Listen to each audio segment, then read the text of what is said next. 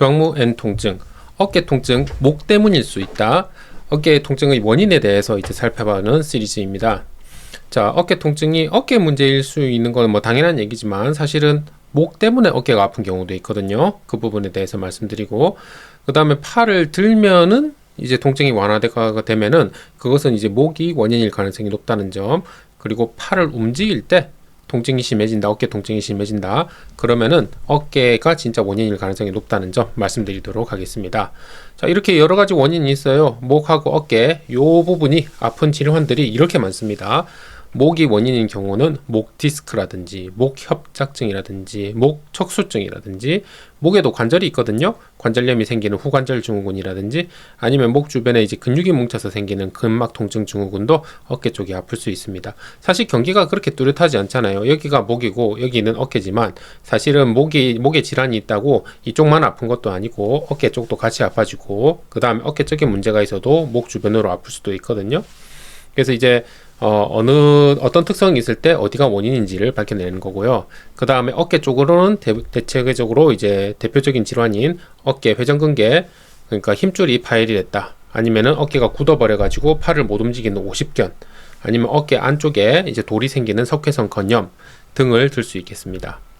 어깨 통증의 원인이 이렇게 많은데, 이제 목 어깨 통증이 있는데 만약에 이제 원인이 목이다, 이런 특징이 있으면 목이다 라는 걸 알 수 있는 특징을 말씀드리겠습니다. 자, 목에 가까운 어깨에 통증이 생긴다. 그러면은 목이 원인일 가능성이 높고요.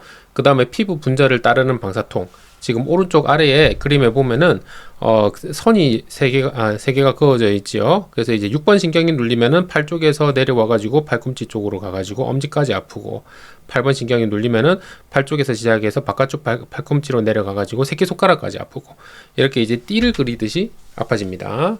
그게 바로 이제 목 쪽에서 신경이 하나가 눌려 가지고 그 신경을 따라서 가는 영역에 다 이제 통증이 생기고 저리고 시리고 한 겁니다. 그 다음에 통증 유발 검사라고 해가지고 만약에 이제 왼쪽 목에 문제가 있다면은 왼쪽 목을 뒤쪽으로 제끼고 그 다음에 옆으로 왼쪽으로 하면은 소리가 나거든요. 아파가지고, 그럴 경우에는 이제 목이 원인일 가능성이 높고요. 그 다음에 목이 그쪽에 이제 신경이 많이 눌려가지고 아주 증상이 심하신 분들은 이렇게 팔을 올리고 오시는 경우가 있어요. 아니면 주무실 때 이제 아픈 쪽 팔을 올린다든지, 왜냐면은 팔을 올리면은 좀 증상이 괜찮아지거든요. 그런 경우에는 목이 통증의 원인일 가능성이 높습니다. 그리고 이런 증상들이 있으면은 어깨의 통증의 원인일 가능성이 높습니다. 바깥쪽에 가까운 어깨가 아프면은 어깨가 원인일 가능성이 높고요. 그 다음에 어깨가 움직이는 범위가 예전보다는 좀 줄어들었다, 아니면 팔을 움직일 때 통증이 더 심해진다, 이런 특징이 있고, 그 다음에 또 어깨 통증의 특징적인 경우가 밤에 통증이 더 심해지면은 어깨가 어깨 통증의 원인일 가능성이 높아집니다.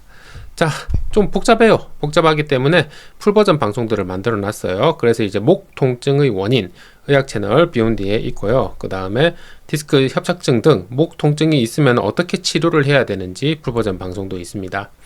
사실 이제 목하고 어깨가 누가 원인이냐를 감별해내는 거는 생각보다는 쉽지가 않습니다. 왜냐하면 방금 말씀드렸다시피 어깨에 문제가 있어도 목에 문제가 있어도 증상 부위가 서로 겹치거든요. 그리고 또 하나의 문제는 목에만 문제가 있으면 되는데 목에도 문제가 있고 어깨에도 문제가 있는 환자분들도 많으시고, 어깨에도 문제가 있는데 목에도 문제가 있는 분들도 많으십니다. 그렇기 때문에 더더욱 이제 감별해내기가 힘들죠. 두 가지 원인이 동시에 있는 경우니까요. 그래서 이제 어깨 포착 증후군이 있는 환자의 35%는 목에도 신경근이 눌려져 있더라. 그리고 어깨에 신경이 고장난 분들의 31%는 목에도 방사통이 쭉 진행이 되더라. 네, 두 가지 원인이 다 같이 있더라. 이렇게 이제 밝혀져 있습니다. 그래서 만약에 이제 운동을 디자인할 때도 어깨 통증이라고 해서 어깨에만 생각하는 게 아니고 목하고 어깨를 같이 생각을 해야 됩니다. 왜냐하면 이어져 있기 때문이지요.